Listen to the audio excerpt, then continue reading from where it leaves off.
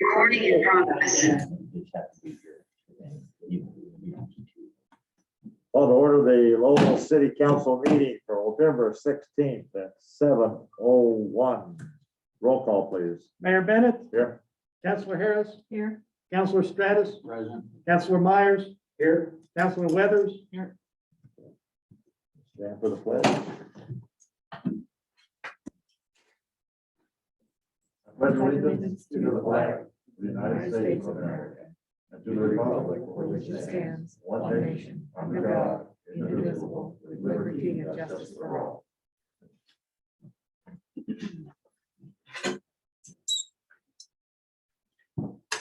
Next up is the meeting agenda. Understand we want to add one item under other business for an update by the city administrator on Rolling Rock Park. Does anybody else see anything they'd like to add or subtract? I just wanted to do a brief statement on stuff with the decorations. Okay, we can add that also under decorations. And we're gonna do that. I'm gonna do meeting times under other business, nothing to be resolved. Okay, anything else? We have consent agenda before us now. Consists of the financial report for September, check register for October, approval of the minutes for the regular meeting on October 19th, approval of the minutes for the regular meeting and joint Parks and Recreational Committee meeting with on November 2nd, 2021. Anybody want to have anything taken out for further discussion?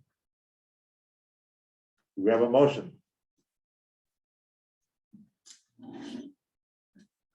I make a motion to approve the consent agenda. I'll second. We have a John motion, seconded by Tim to approve consent agenda. All those in favor of the consent agenda signify by saying aye. Aye. Opposed? Good. Public comments. Do we have any public comments? Okay, not seeing any public comments. Council comments. Does anybody have any council comments? Okay, not seeing any. Next up is the staff report, and that's on page 73 of your packet. Mr. Kyle, do you want to lead this off? And also, I do have some questions on these things, so it may go slowly during certain parts of it, so, because I read slowly. Mr. Kyle? Thank you, Mayor, to give an update on major activities since your last regular meeting on October the 19th. I had a meeting with the program associate with the Ford Family Foundation to update them on the design option that City Council selected.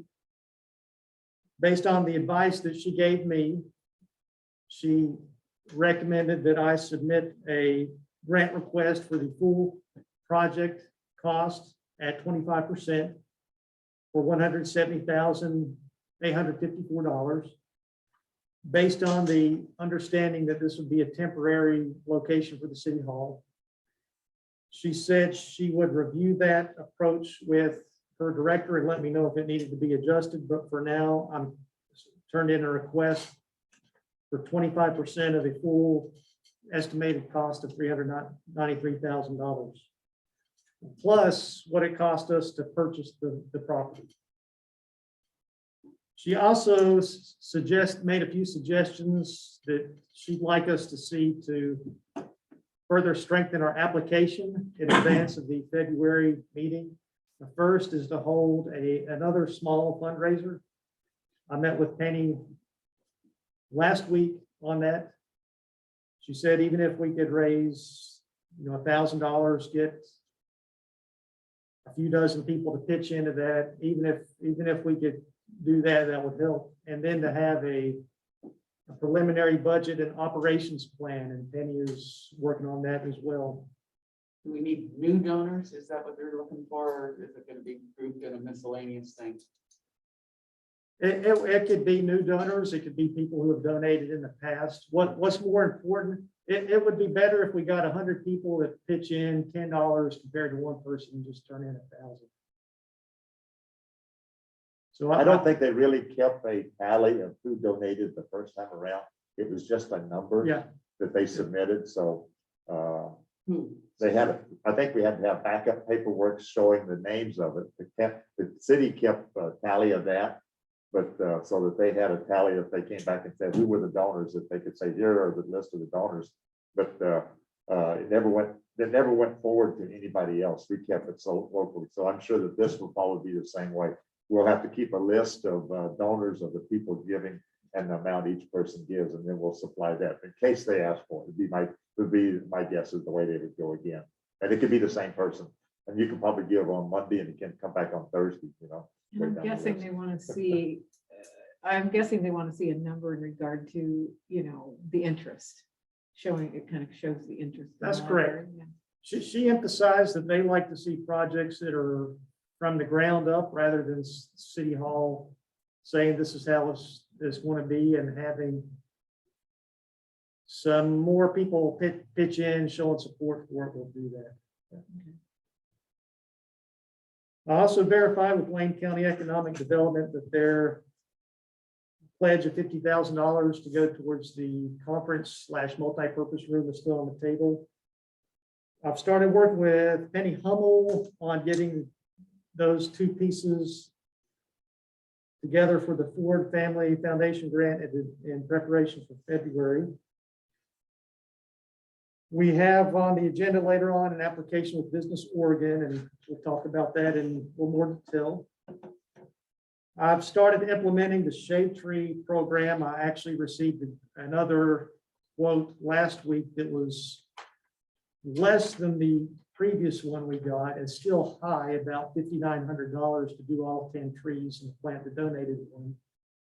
But that's a little bit better than the previous one. The next step is I'll take that to the Parks Committee for us to review and fine tune some details. How much would it cost to rent an auger for us to do something like that with?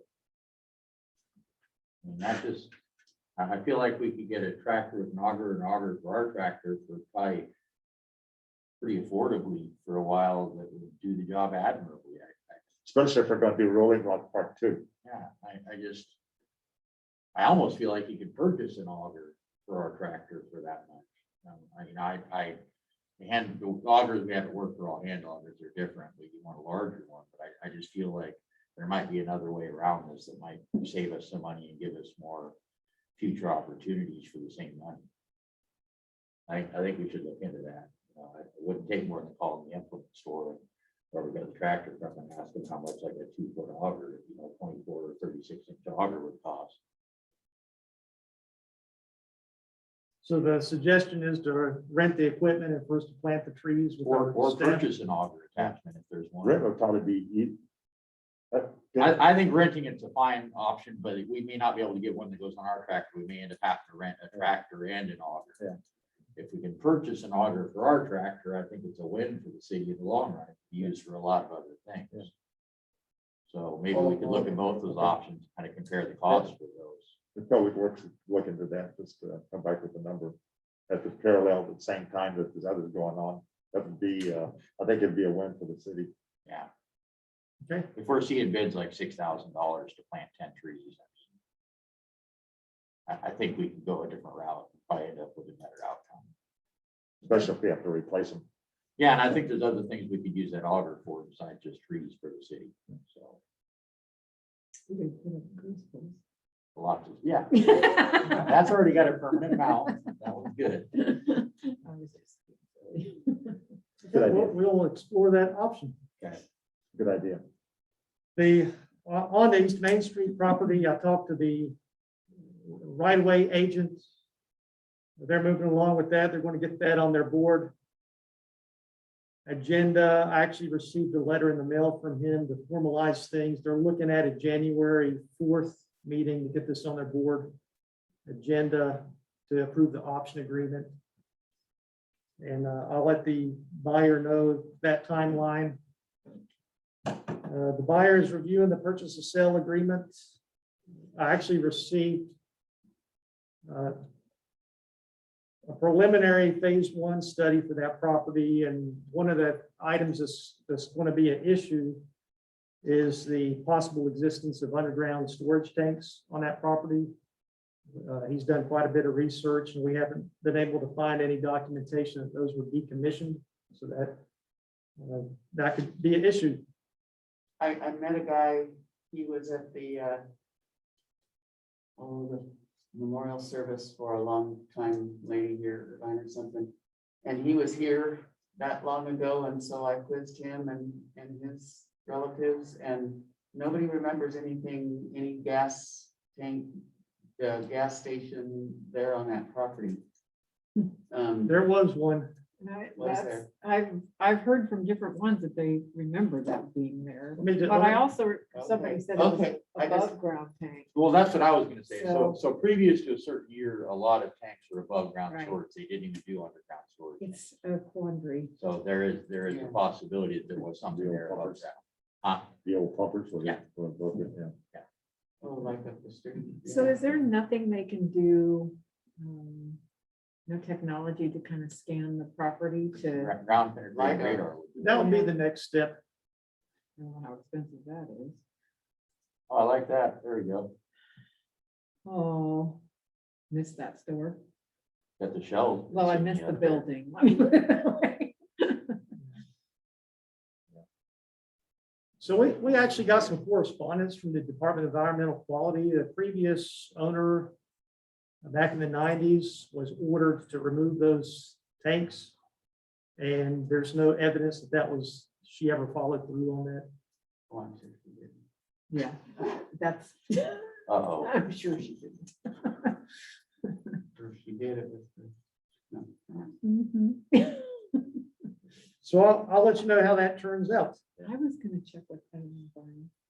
Who? Eileen Barney. Yeah. Because she worked. If the there buyer so accepts long. the tanks on there with no indication I'll- of doing I'll any have kind Sharon of digging in that area, could See if she they remembers, yeah. accept the phase one with the idea of tanks in there? Does that affect his loan application? Or do you know? I don't know the details of that, but he could choose to buy it knowing that there's a possibility of tanks on there. We'll just take it to him and see See what he wants to do? how that affects things. There's also ways to cap them and bill them, it's just the school district had to do that, so it's not. Yeah, we had one by the Wendy's on Franklin Boulevard, and he allowed us to just fill it with concrete when we were putting our light post in. Right. Okay. And the last thing on that is I'm gonna have the city engineer report a public utility easement whenever we acquire the county right of way on that property, so that we can maintain access to that sewer line. On to some updates in state and federal law. For your awareness, city officials are now mandatory child abuse reporters.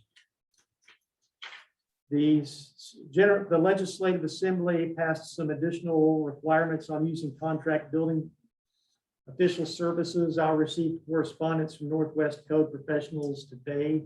They're going to start working with us to make sure we're complying with the law and turn in everything that we need.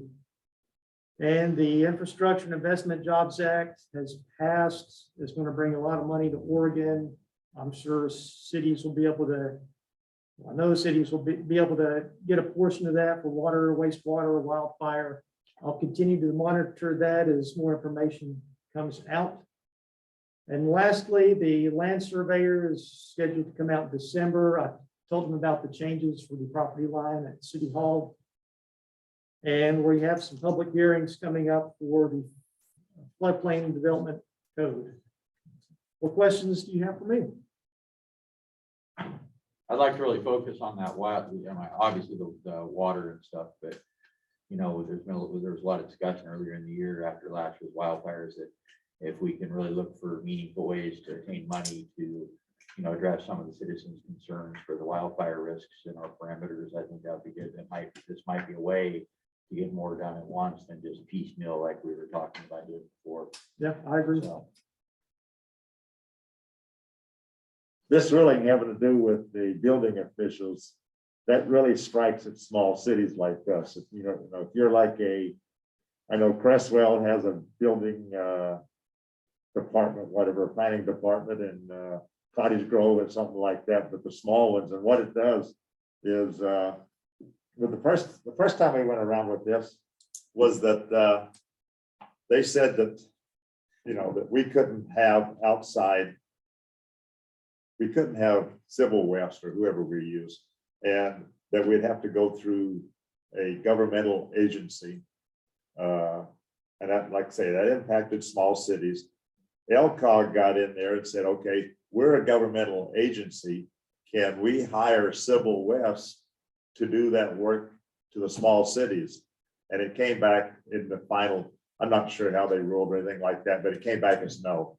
And so what it's gone back in now, and as you can see, it says if you've had somebody since 2018, then you can keep them, but they have to abide by a whole lot of rules. So it's going to be, and it sounds like, you know, they're going to be inspected on those rules if you're not abide by. And so what it means is that we're going to have to use, at one time, it was going to be state inspectors. I don't think the county said, you know, we don't have the manpower to come out and inspect all your houses and everything like that to do it. So you'd have to go to the state to have the state come down and do your inspections. And they didn't have the manpower, but the idea being is that they would then, once this goes through, then they would increase the number of employees so they could do it. But for, I don't know, something that probably takes like a week now, you'd be looking maybe several weeks to a month out. There was going to be a pretty strong delay if we go to the state doing the inspection. So there was a whole lot of flack going back. Yes, ma'am. So were there problems? Was it through some audit that problems were discovered? What's the motivation, do you think? No, there was and I can't say it because I don't know it for true, but what came across to me, it's a way of increasing the union membership. So you have more union members doing engineering type work versus non-union, like Civil West, I think is non-union. So they wanted to get them inside the program. And so that's no, there was no problem with what the quality of work they were doing. Quality was never Well, this a is a whole consideration. statewide thing anyway, isn't it? Yeah. I mean, it wasn't. That's, I mean, usually sometimes it's a result of an audit, you know, that they find it. On the staff summary on page 2, it gives some background, and there was an attorney general opinion that had to do with the powers of local officials. And it had to do with a contracted out person not being able to exercise those powers. Anyway, it was, Fix what isn't broken. Oh, you know, it initially came forward. They said, this is what we're going to This one. the head of the whatever department that is came out and said, this is what it's going to be in 2 months. And then they went back and said, you don't have the authority to say that. And so they said, okay, I rescind that.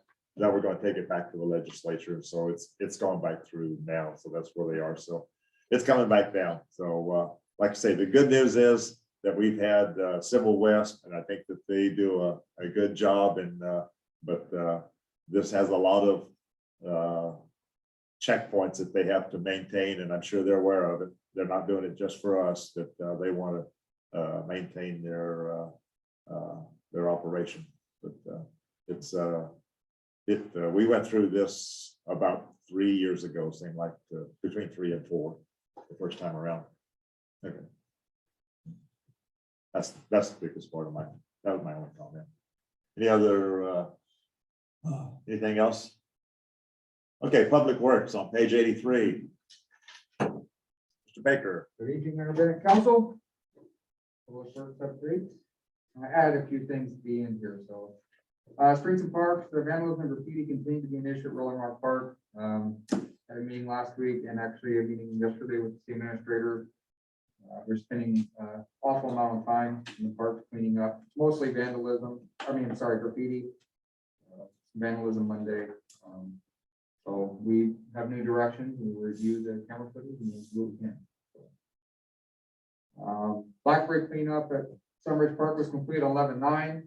The first round of herbicides were also applied. It was a perfect day for it. If you guys haven't been up there, it looks amazing. They went well above and beyond what we were asking for, but they used a lot of time that they quoted us, so they did a very good job. They actually came back out last week and wrapped everything up. So they will be back out again, I believe, early spring, what we talked about, which will give myself and staff some time to get the herbicide license that we talked about. So that'll be good. And meantime, if it needs another dosage, we can always call them again or maybe see if we can get a volunteer to do it. Stops working on our late preparations for the bridge lighting and holiday decorations. Today was a busy day for the phone. I got a hold of Sharon Carroll, so I'm gonna meet with her on Thursday to pick out a tree. She's going to donate the tree as she has done in the past. Met with J&K Electric on the decorations that we discussed Friday. Also having them help us with the wreath, some of the overhead stuff. Like I stated at the meeting, and I told the city administrator, I prefer not to have any staff or volunteers up high, where we're required to be harnessed or anything like that. We have people that are willing to donate the time to do it every day, so I think we'll take full advantage of that. So, on that, I didn't put on your guys' staff report. This was a discussion from earlier this morning. I just had a couple questions on the event. We've already decided on the date. It's gonna be the 4th. It's typically the first Saturday, like it always is. But I have some questions here. What time should we start the event? I did look back at the last event we had, which was 2019, huge success. The event officially started at 5, like meet and greet, kind of carol and stuff. And then we did the countdown, start up at the tree at 5:30. Bus shuttle started at 4:30 here at the library.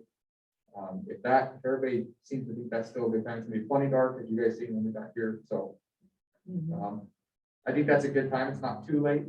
This Saturday, so it's not that big of a deal, but if that works with you guys, unless you have any objections, I'll go ahead with Jeremy and the volunteers and get out on the bridge and Facebook, Instagram, and everything else. So I've had several emails from people out of the county actually. So somebody heard about it or somebody's listening to our minutes. So yeah. So are you guys good with the standard? Yeah. 5:30 ceremony, 4:30 start shuttle? Yeah. Okay, perfect. That's what we'll do. Any other questions on decorations? I think Tim's gonna touch on a little bit later, so. Just to the bridge lighting, somebody else got to school, the shuttles are happening, but Paul Birch said he was not able to do the music, so I gotta go find some others. Okay, let me know what you find out, because we can always, we have that wonderful PA system, we can always play. I mean, I like to have the band or even the carolers or the quartet. Yeah. The first year I was here, they did an excellent. Somebody to lead the songs. We can get, Yeah, band music's fine. Celebi is their group. That's what I was gonna call Okay, perfect. Yeah, just let me know. And Jim Chapman has a quartet. that's what I'm saying. He was our first year. He did it all. Yeah, and he can also lead songs. Okay. For He and years, there was Carol. no music at all, so it's just in the last 5 years that we. Yeah, but even if we just have to, Well, we have to broadcast on our PA. We can give Don, my kids is beautiful. well, you can also, I mean, Carol. Yeah, you Chapman won't say that plays again. Or Carol. yeah, Piano like piano, crazy, keyboard. so she can do anything. Yeah. She Yeah, just can let me use a know when- keyboard, so. Okay. Water treatment plant, the backward parts finally arrived and 3 water leaks for repairing the distribution system. Keep in mind this is the staff report from last month. One of the leaks, I already told you guys at the work session, was a pretty significant leak. Been leaking for a while, it looks like. That was something we actually had to call a plumber out. It was a complete rebuild on 8 people's homes. It was a main feeder off the main. Not only do we not have the kind of materials or the parts to do it, it just worked out perfect because we already had a back truck here that was very expensive, so they kind of took that over when we did the other one. So we still have one leak on D Street, getting away from us a little bit on 402. We chased it. It's like it might be a little bit bigger of a job. It is a minor leak. It's a very small leak, but it's a known leak, so we're going to try to take care of it. Water meters, staff installed 31 new water meters in September, 8 new water meters in October, bringing the total to 150 new meters installed on the ground. When I tell you guys the 150 number, that is 150 of the camshaft, the brand new, smart read, auto read ones. Most of all of you have been here long enough to know that we also started a meter program in 2016 where we installed 25 iPro systems. Those are still on the ground. They will eventually be replaced with the new cam struts. They're just a lot further down on the list. So that 150 new meters around, it's a pretty impressive number just for the little staff we have. We also did a change out at the apartments on Moss Street. They had a leak there, so we took advantage of, went ahead and installed a 2-inch meter there that we already had purchased prior contract. So, any questions about the water meters before we move on? Okay. I have 2 other updates. That's gonna go over. One of them is the Maple Water District, Mapleton Water District. I'm sure most of you have seen on the news. They are out of water technically. So Maple Water District is facing water shortage due to increased turbidity from rain. The turbidity is the cloudiness of the water, so it's the particles that you can or cannot see. Usually they're the ones that carry the harmful bacteria. So this was caused from heavy rains. We had the same thing here happen last week on the holiday. Our turbidity shot up through the roof. The current filtration system that they have cannot handle the increase in turbidity. So their plant was designed to handle a certain range of turbidities. Usually when this happens, I've seen this happen many times. Sometimes they go 50, 60 times higher than the design peak. And I'm not super familiar with their system. It's a smaller system, you know, they maybe could be trying to overload or something. On a good note of that, they do have OAW working with them. OAW is somebody that the city has been in partnership with for 26 years. They are, most of them are retired or operators have been in the field for a long time, provide assistance to small systems, usually 1,000 connections or less. So they brought in a kind of a pre-filter unit that they drove up to their influence structure. They actually had to build a road to get in there. So they're on site helping them. Lane County emergency preparedness people are up there. So there's a lot of things happening up there. They also are seeking, excuse me, in the current process of seeking repairs that would allow them to return and start preparing filtering water more quickly, as long as long-term upgrades. I read a little bit on this after speaking with Dawn. They actually have a grant, or they're working on closing a grant to replace the system completely, and they could have it installed as early as late spring of 2022. So a lot of people came around. So Fred Meyer, Lane County Emergency Management, donated pallets of water. So they're doing handing out bottled water. Obviously, they don't have any water to drink or shower with. The reason I brought this up twofold. One, you know, we care about our other communities. We did check today to see if they need help. Of course, Hunter, myself, OAW is on site, Lane County. There's other operators in the area from Florence and people that are helping them. But in the event that something will happen here, because there's always that chance, our plant is a very unique plant. We have a lot of buffer in our plant. I've seen turbidities as high as 50, which is very high. We're usually about a 2 or less. We've had that happen several times since I've been here. Usually the snowstorm was a big time that happened. The landslide we had on 58 both times, which goes in the lookout and then comes into our intake. When they open the gates at lookout, that also increases turbidity. So usually when these things happen, you can kind of plan for them. One, we always keep the reservoirs pretty close to full. One for fires and also, but 2, we also have a backup system in case of an issue like this. So say there was a catastrophic failure, maybe not weather, maybe it was equipment failure, like we talked about, Don. We always have the emergency wells. We have 3 wells. The city has water rights too. They are high in arsenic, but we could always blend them with partial well water, partial lake water, which would bring it well to the MCL. We do have access to truck water. We could always truck water to the reservoirs. That way residents are still able to turn the faucet on. It doesn't mean we wouldn't put use restrictions in. You know, we probably, if we ever were in an issue like that, you know, use water for drinking and cooking and showering only, not for washing the cars and so on. So we do have a very good system that has been improved by the state, as part of our PS3 reviews. So I'm not saying nothing will never happen, but if something does happen, we're at least prepared for it. It sounds to me like the high turbidity influencers would all be probably during lower water usage months. Usually. High rain, snow, landslides, those are all, you know, probably fall or spring influenced. Right. So it's not, and those would be, you know, it's better than having something happen in July or August. You know, so. Yep, I agree. Totally. So any questions on anything? Good. Okay, thank you. Okay, next up, police report on 382. Few traffic stops, and I'm talking to Sam for a few minutes today.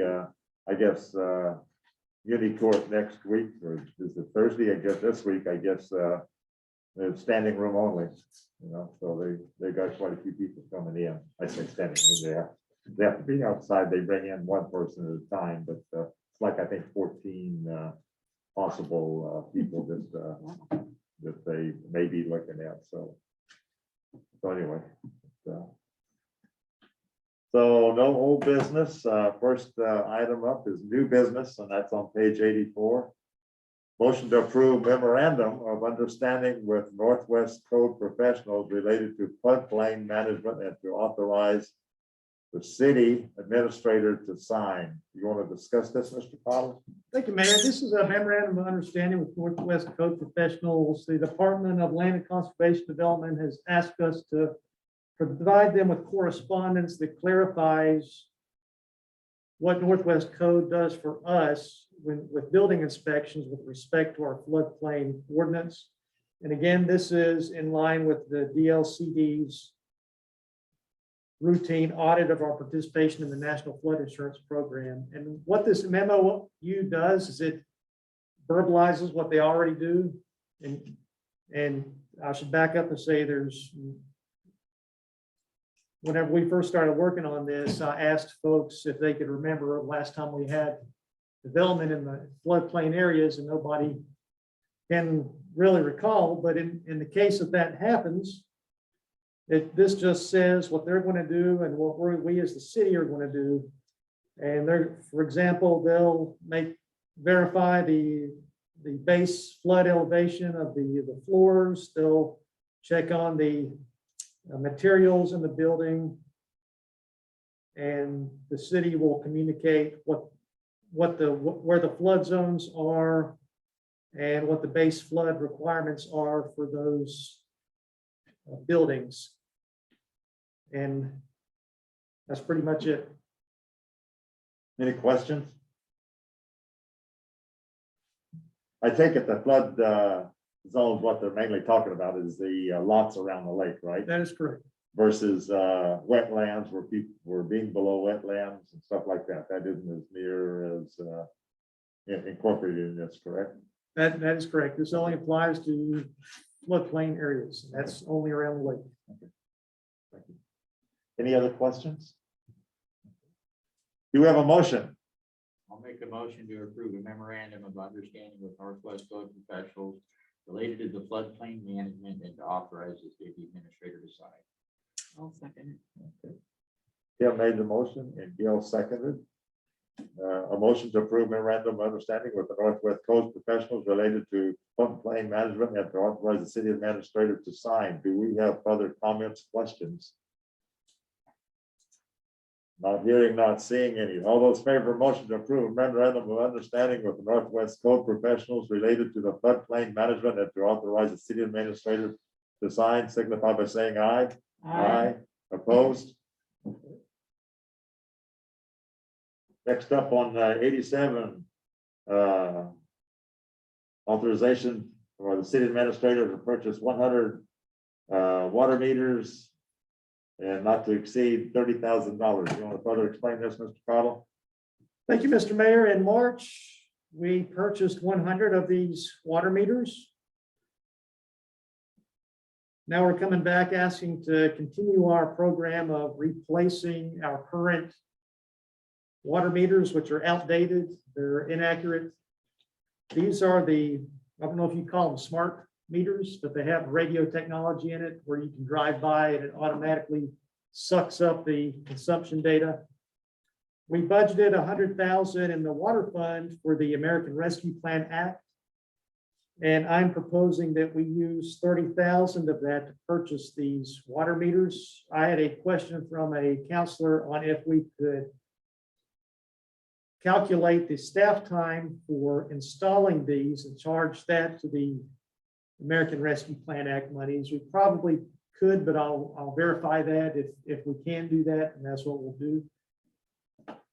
And this fits right in with what ARPA is, their eligible categories. Anything else, Mr. Baker? No, we did budget 27,500 in capital improvements specifically for us in the budget. And we've also received 15 voter permits. So the difference in the fees is offset by the meter money we collect per meter. So how many more meters do we need to complete the city?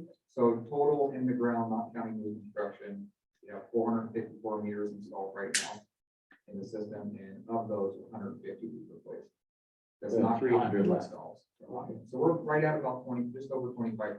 So this will put us over 50, a lot closer to 60, and see how the year goes, and things go well, maybe towards the end of the year, everything's good in the budget and different. Yeah. We're 450, but we're hoping to have another 40 homes in another year.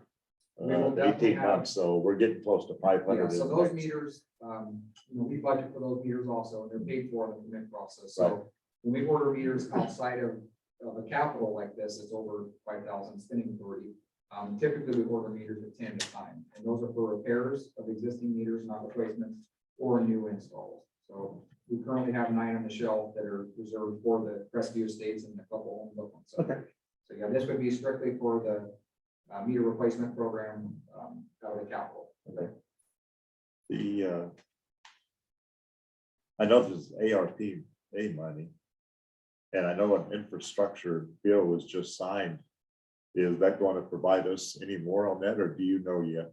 I don't know yet. For water? It's Okay. a massive bill and I don't think anybody's digested it I all don't yet. think I anybody know, I knows. think it's something like 500, whatever. Just have a list $million ready. dollars. Yeah. Whoever's ready usually Yeah. gets it first. We're ready. Pretty soon Max will have a palace down there. He'll be working out of. God love you. Okay, how about a motion on this? I'll make a motion to authorize the city administrator to purchase 100 quantity Camstrup flow Q2250 water meters from Correct Equipment in the amount not to exceed $30,000. I'll second it. Okay, we have a motion by Gail, a second by John. We have further discussion or questions?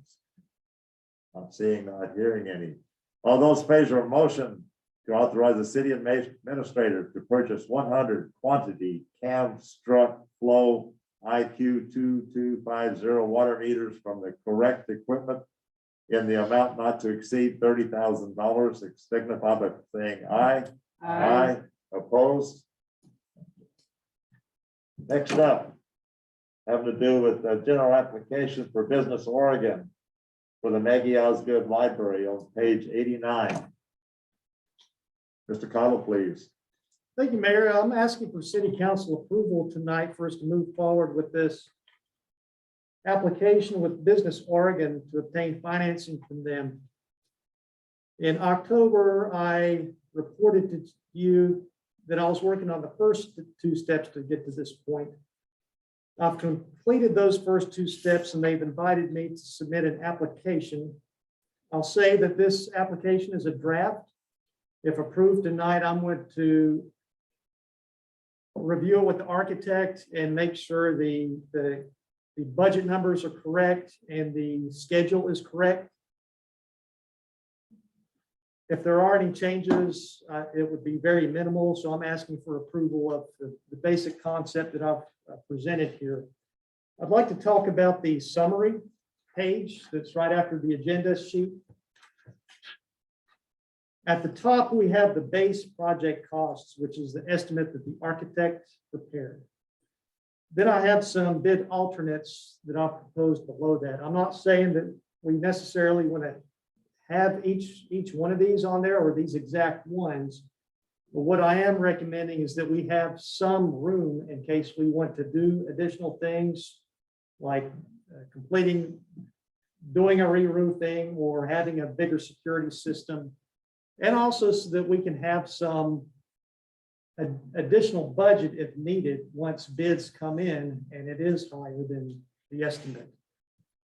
As well as to accommodate any change orders. In my experience, when you're working on a project, you might have opportunities or challenges once you get into it that require change orders that make the project budget go up. So this would enable us to have some flexibility.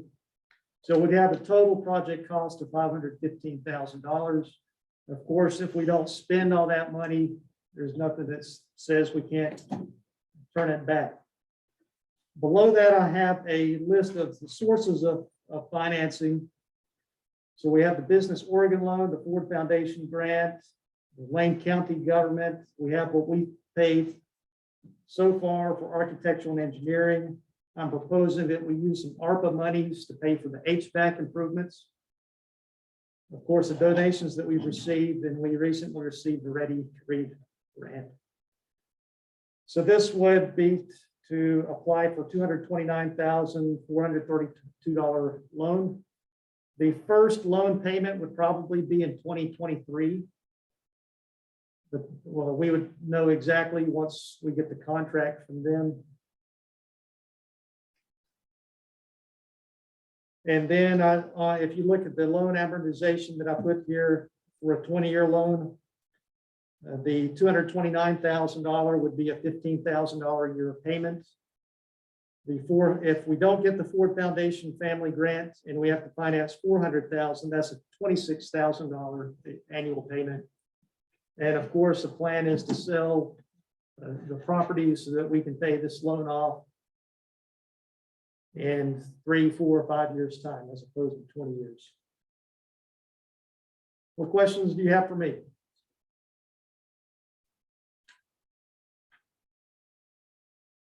Not hearing any, not seeing any.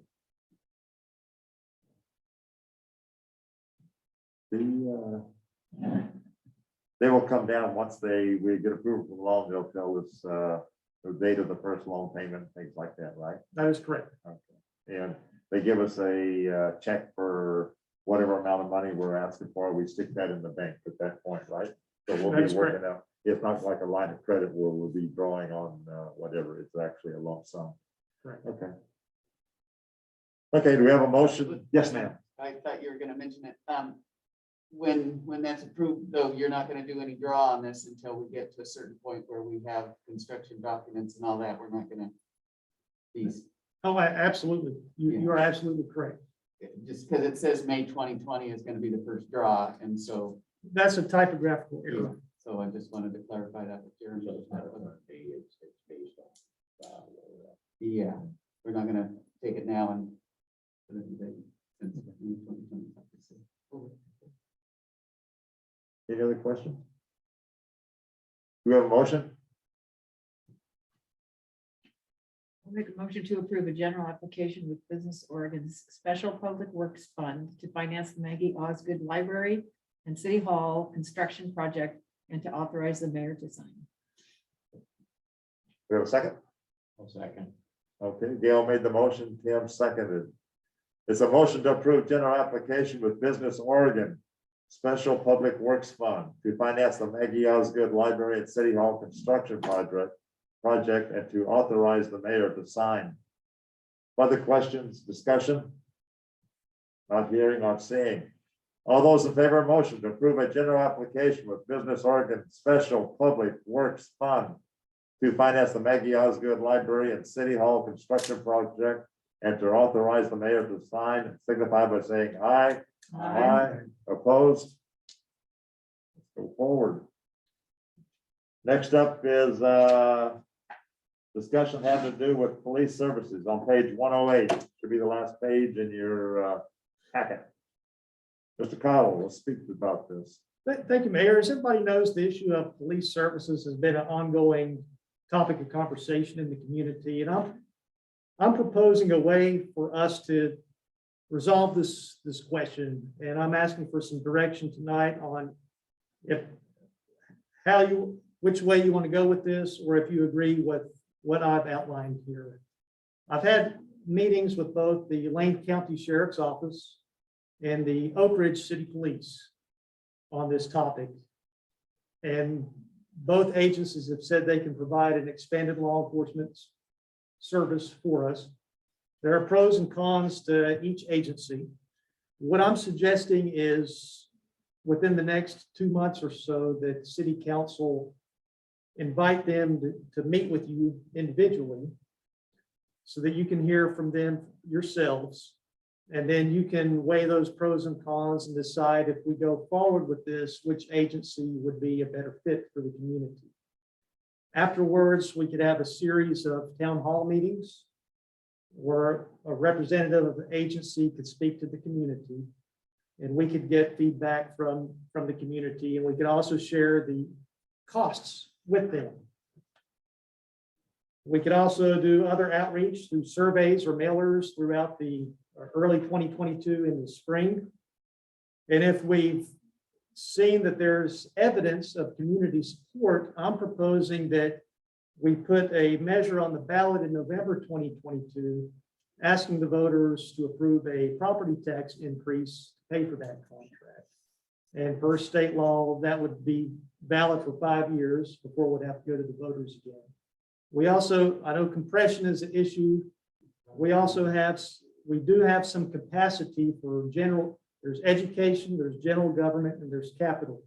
We have capacity in the general government to go up just about enough to cover an expanded law enforcement contract. So there is capacity there to do that.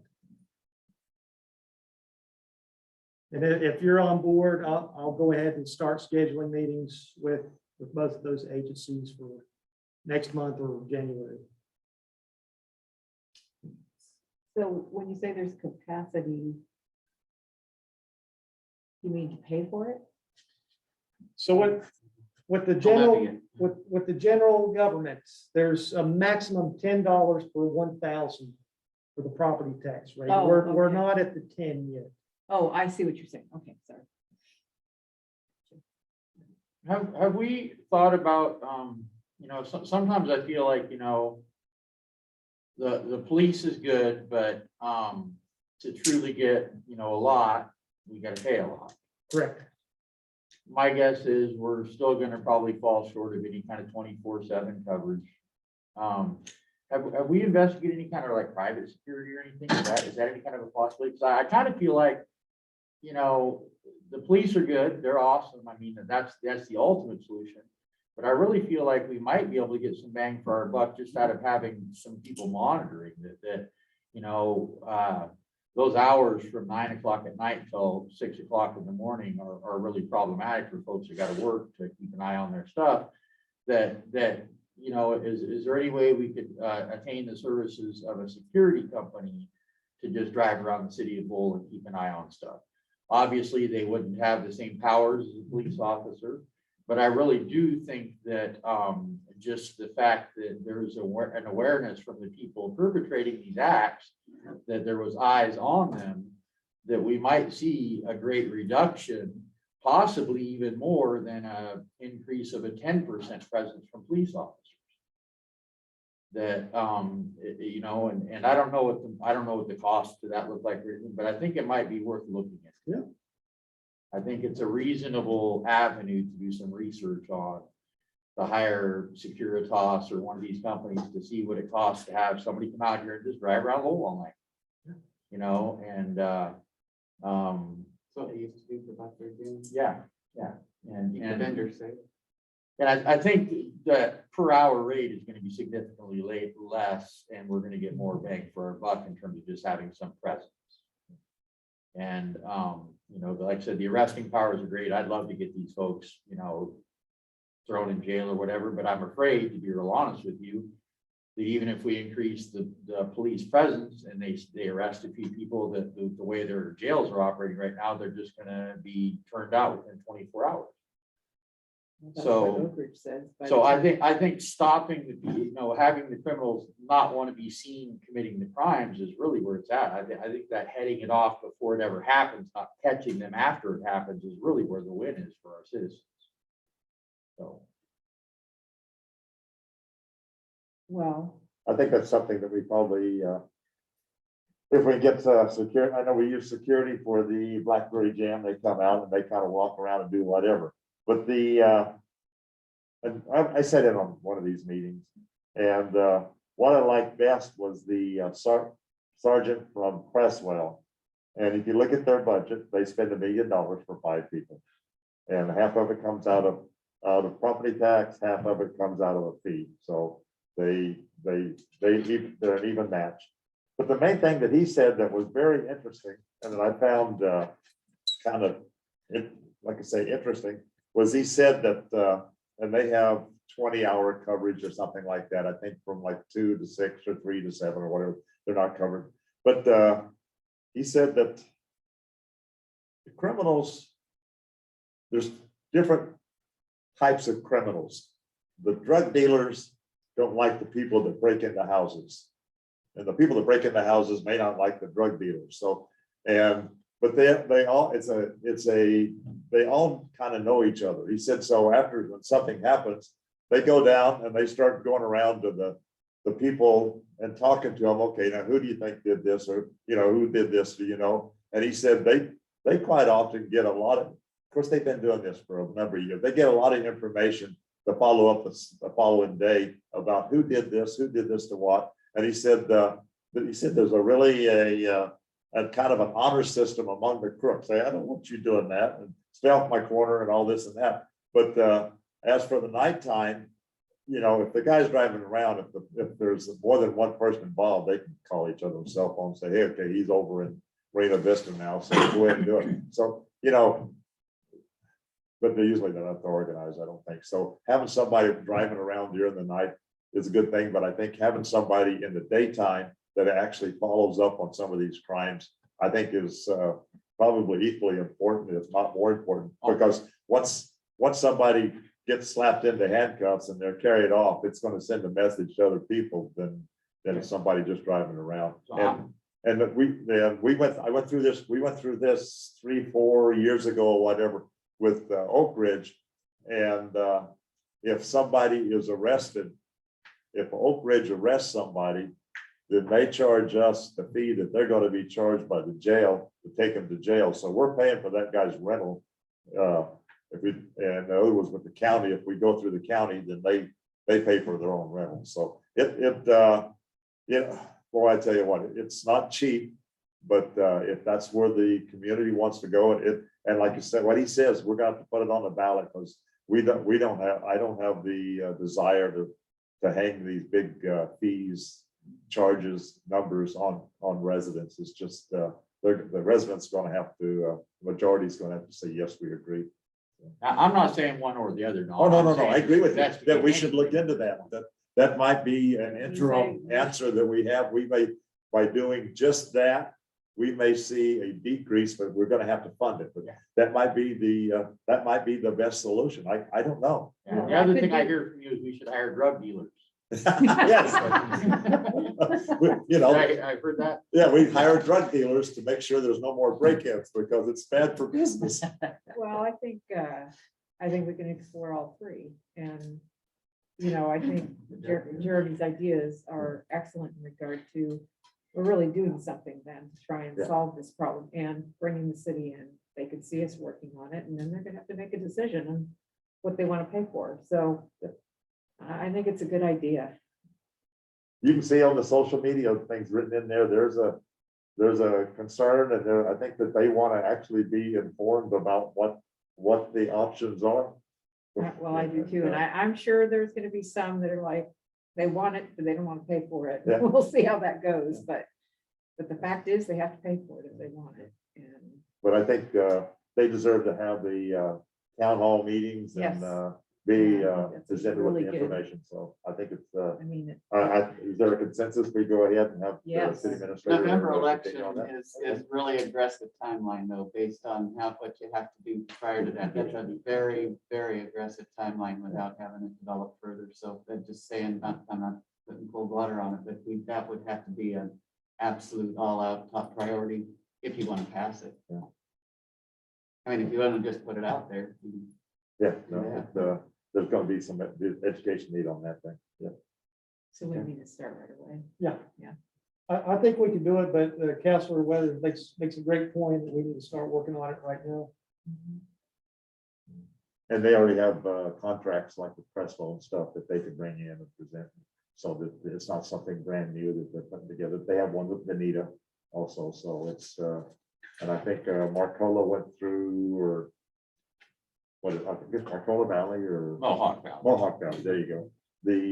That they tried this last year, some of them go through, some of them don't. So we'll have to see what they do, And consideration of making a whole district, and, there's a whole lot of work with that to try to get everybody. And we're not big enough to do that, to carry that ball, so we are for our own town. So from what I'm hearing, you're interested in meeting with both agencies, and in the meantime, you'd like me to look into presenting more information to you on a private security option. Yeah. I think it'd be real important to, when we bring them into a council meeting, that we advertise that widely so that Sure. we don't have to wait to do a town hall to get that out to people first, that Sure. we should have this place packed so they can hear the same thing we're hearing. Sure. It could be a combined. Well, that's the efficiency of the time. Yeah, we're gonna get to know them. Okay. Sounds good. Sounds good. Okay, under, anything else on that? Under other business, first we have a Rolling Rock Park update. Chris Conley, you want to speak to that? Yes, just one Take second. that, please. take that.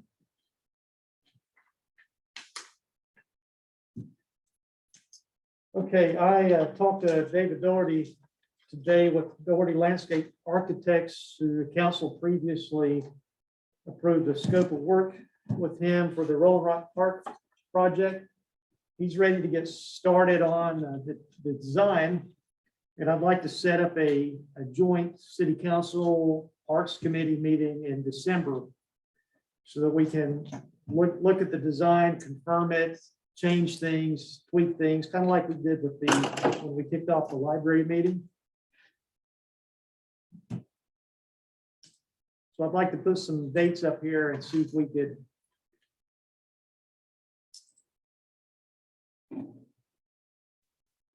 agree to something. So he was saying the week of the 6th or after the 14th, and then maybe the week of the 20th. I was thinking maybe the 13th of December, or actually that wouldn't work. I was thinking maybe Wednesday the 8th. Can we do it on the council night on the 7th? Is that not possible? I would suggest that you have this as a separate meeting. Okay, it's gonna be a longer You're time. going to need Okay. about an Okay. hour and a half to 2 hours to work through it.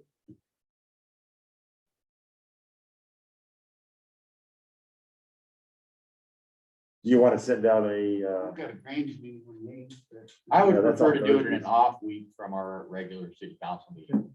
So the week of the 14th to me would seem better. Okay, what about the 15th, 16th, 20th, I would prefer the 16th 16th? for me. no problem with 16? Yeah, no problem. For the 16th.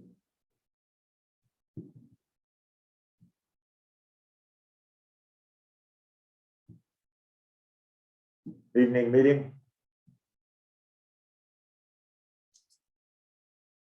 John, how does that sound to you?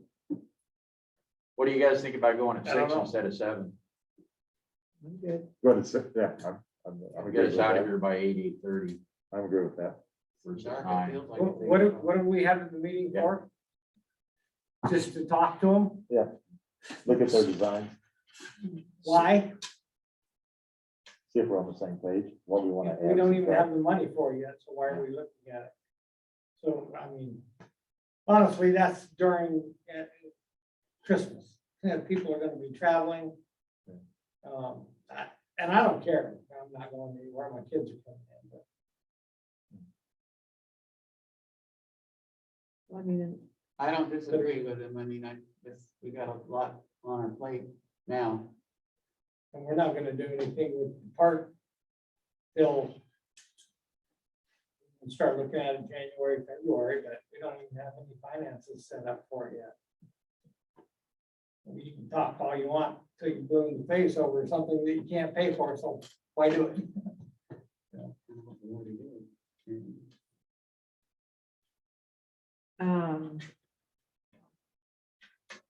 because then we're ready to go. Well, that's fine and dandy. I'm ready to buy a Lamborghini too, but you don't think you're gonna give it to me, are they? I would ask if we choose to have the meeting, if we could get sent some stuff ahead of time, to try to shorten the length of the meeting if we had a chance to review it ahead of time. I think that might make it so if we do choose to have it, it would be, less involved for that night. Sure. And if he's already got some of the stuff drawn up or whatever, and we're gonna be looking at drawings and stuff or anything like that, just get it to us ahead of time so we can review it. But I actually don't disagree with John either in this case, that we do have probably plenty of time, lead time heading into this, that we could do this later in the winter or, Okay.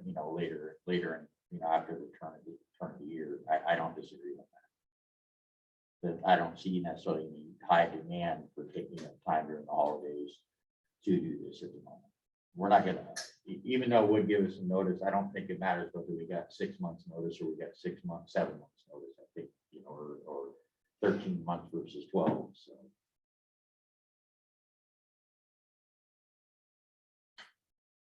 So would they like to do this in January? I'm more in agreement with John. I think we got a lot on our plate right now. We've Okay. got this project to pull off, but we haven't done a project this big here in a long time, other than sewer and water, and that's not one the council gets that involved in, and so Only Max has to worry about. why I'd say distract? January or February would be totally appropriate. Okay, I'd say later, but whatever. Yeah, We'll talk exactly. about it again then. Yeah. Don't need to schedule anything. Good.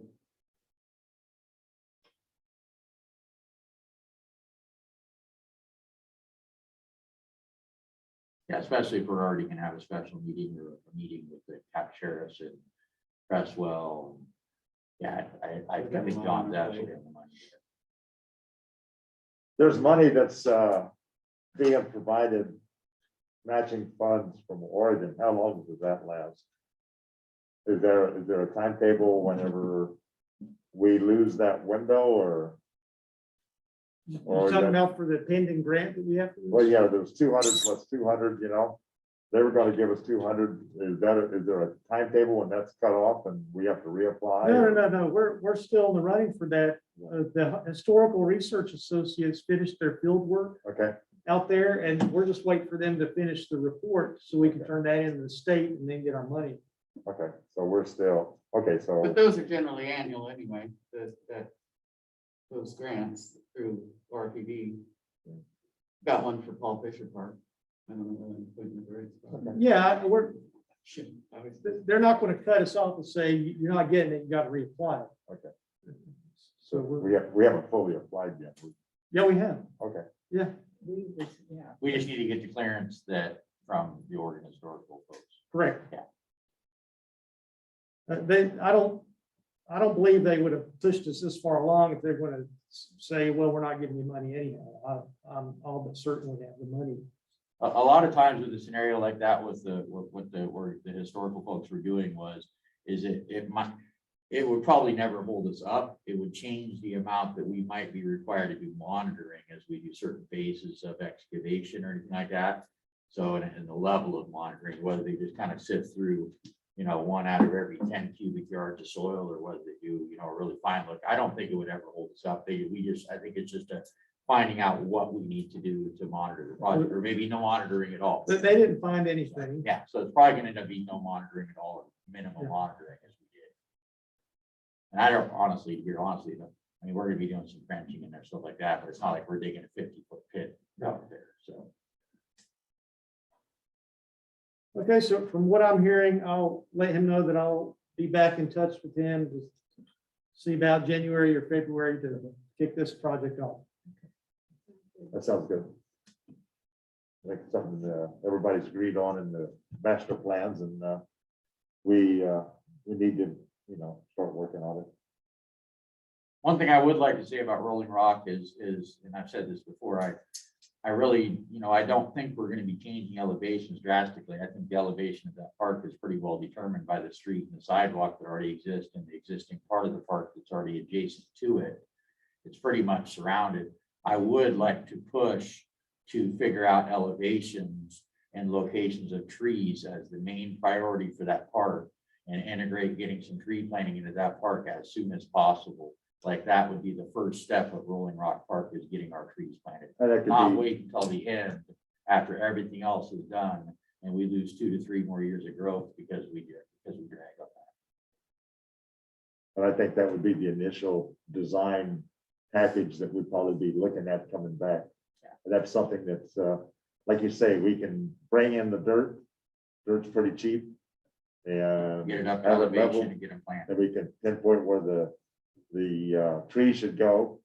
In the meantime, we can drill a new well with ARPA money, hopefully, put in the sprinkling system for that half of it and kind of, or the whole thing, I don't know. But anyway, we can lay the foundation of what we're going to do and then come back through with the trees and everything else to follow up with it. And I wouldn't agree with you. The sooner you put a tree in the ground, the better, the sooner you're going to have shade.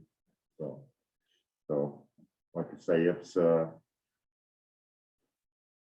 I guess that what I'd like to see in the design would be leveling, irrigation, pump, the trees. In the first go around in the first design, what we're looking at, actually inside the park. You know, there's a lot on the outside of the park that the plan calls for. But I think if you start on the inside, people will see that. I think will be more accepting. Okay. That's my thought.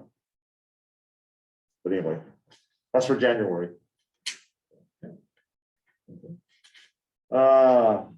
Decorating. Tim, you want to bring that to us? So I met with the park committee on Friday and Max. We went down and looked at the park.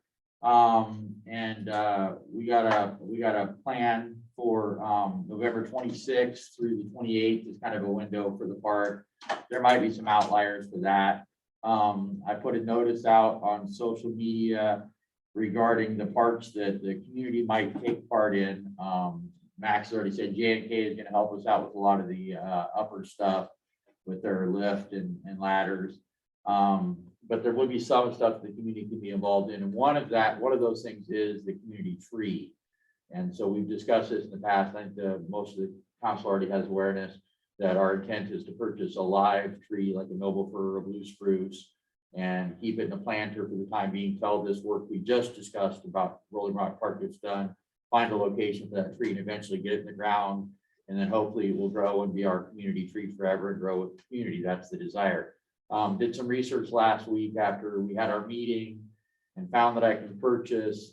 They're not that hard. They're not that easy to source, actually, I found out. So probably looking at a blue spruce versus a noble fir. There's some cultivars that actually do pretty good on the valley floor. I was a little concerned about that as well. But I found some cultivars species that are kind of hybridized for doing a little better, lower elevations, even all the way down to the valley floor. We're about 800 feet here. Purchase price for those is anywhere from about $200 to $300. And so I was going to go out to Junction City, well, between Coburg and Junction City, there's a nursery out there that has one. Some in stock that are about 6 to 8 foot. And I was going to purchase one and then hopefully get reimbursed from the city after I make that purchase. There's also, if they don't have any that I really love out there, there's a place Garden World that's up more towards Wilsonville, up I-5 that has some similar size, similar price, a little bit different of a species. But my intent would be to try to get one from the closer nursery, just for shipping, for picking it up and moving it. To move one 100 miles is a little more challenging than getting one from Coburg. And then I also was going to go purchase some lights for the caboose. That's the other decoration we haven't attained yet, and hopefully get reimbursed for those. So the total price, probably looking between the lights and the tree, probably $500, maybe 700, somewhere in that neighborhood. So, and then that's about it. I mean, I think everything else is kind of lined up. Our intent is to light the lights up in the park the same time, the same day at least, as we light the lights up on the bridge. They'll be installed the week before, but I think it'd be kind of cool for the people to either go out on the shuttles heading down to the thing, and if we put them on photo cells, if J&K puts them on photo cells, they might come on even before because they're going to be auto. We don't have a switch to turn them all on, and so. Or they come back from the shuttles and then the park is lit up that they didn't see lit up before they went down to see the bridge. I think it really be kind of cool to do that all at once. I also talked to Jimmy and Mindy. They purchased some decorations for their store, and I sent the feelers out. Kristen and Jason are gonna decorate stomping grounds, and then I sent a message to Julie Valencia, trying to ask them if they could decorate Ridgeway as well. Something else, the house. I was gonna say. Yeah. They've got the Yeah. house The there. Griswolds. Yeah, I So saw they- I saw it from Moss. I went, Yeah. You can "Whoa." see it from Highway 58. Oh, But I really feel if we could get stomping grounds, Ridgeway, the store and our, area down there, all decorated, I really think it's gonna be pretty impactful. I think you come in from the bridge, people coming off 58, see the bridge coming into Lowell, and I think it's a wonderful beginning to try to grow that in our community. It'd be really fun. Yeah. And people on social media said they would bring the decorations from the community tree that was at stomping grounds last year. And I think so we'll have some people show up to decorate the tree. I'd asked Mac we're gonna have to work on some system to basically fasten the tree or chain the tree, because I'm really concerned with all these decorations. I'm crossing my fingers that we don't see some real jerks vandalize or steal our decorations. We're gonna put so much time. Yeah, seriously. Yeah. I might camp in the park. I might camp in the park for the next 6 weeks. We stayed in the caboose when we Yeah. first brought I that in believe it. because Yeah. we heard horror stories, so we stayed in the caboose on Halloween. Yeah. So anyway, so that's kind of where we're at with the decorations. I'm pretty excited about it. I'm, I think it's gonna be so fun. yeah, I'm looking forward to it. So, I would, also say that my desire each year would be to grow this and approach the council for some more funds each year to kind of push out to the other parts, the other streets within the city, so. Does Public Works have a spare security camera being monitored type sign or something like that they could put up around that tree so that make people think for a few minutes about doing things they shouldn't be doing?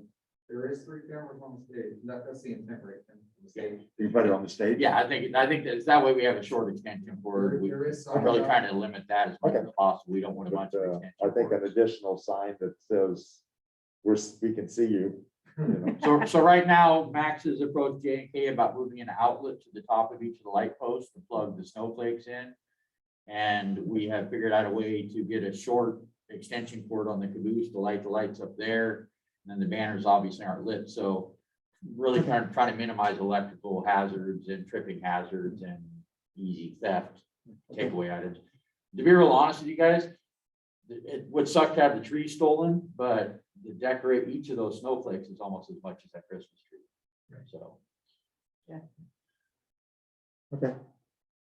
Keep the word coming out about when you're gonna need people out there from what time to what time and when we're meeting and so people can show up and. Yeah, I really feel like it's a pretty minimum. I told him 10 is what I told him on the social media post. I really feel like it's more gonna be like a meet and greet kind of thing, because we can't let them do too much this year. I think in the future, I think there'll be more opportunities as we expand the decoration. Okay. But this year, it's J&K's and the city's gonna be doing the majority of the work. It's gonna be neat, decorate that community tree is really what I think what's gonna happen. Yeah, let me know. I can carry the boxes over to you. And I'll probably keep the tree at my house in my trailer in my backyard until I'll bring it over that morning is kind of my intent. So I was trying to figure out where else we'd keep it. Meanwhile, they just keep it in my trailer. So what about around year round? Where is it gonna be? That's a good question. Yeah, what if- So that's a real good question. Yeah, I think that'd be totally Yeah, fine. it needs to be, Fenced in. yeah, Yeah. it needs to be fenced. I'm hoping we have it in the pot less than a year. I mean, I'm hoping we can get to the point in the park where we get our elevations and get something in there that within a year we can get it in the ground. Sounds good. And this tree, the species we're looking at, grows to a height of 40 to 60 feet and a width of about 20 to 40 feet, kind of depends. So I think it'd be great for the community tree for the future. So and they grow, I think, about 12 inches a year. Sounds good. Yeah. Okay. The thought that went through my head, and it can be easily rejected by people, is we do this at 7 o'clock during daylight saving time, and sometimes it seems like I'm sensitive to people that work, that I don't know that they can get here in time for at 6 o'clock, but if we went to 6 o'clock during daylight savings time, or even 6 o'clock all year round on all meetings. And also we with the parks, all the other meetings that we have in the city at 6 o'clock versus 7. Like I say, I don't know if there's an interest in that. We can have city administrator come back, bring it back in part of a study session to see what we want to do.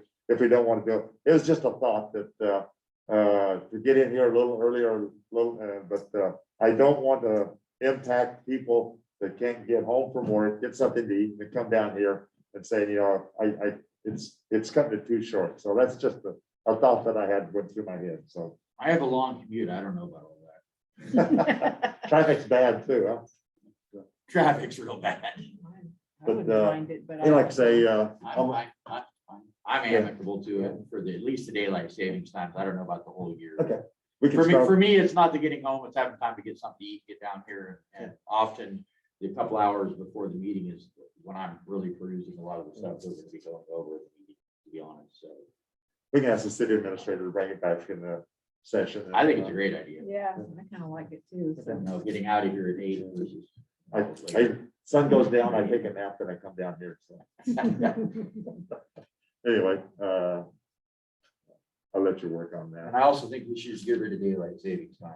Yeah, that would be okay too. My dogs are- We'll make a motion on that, see if we can't get that passed too. I think it's been passed, but what is it and what has to happen? Congress has to approve Congress it. has to do it?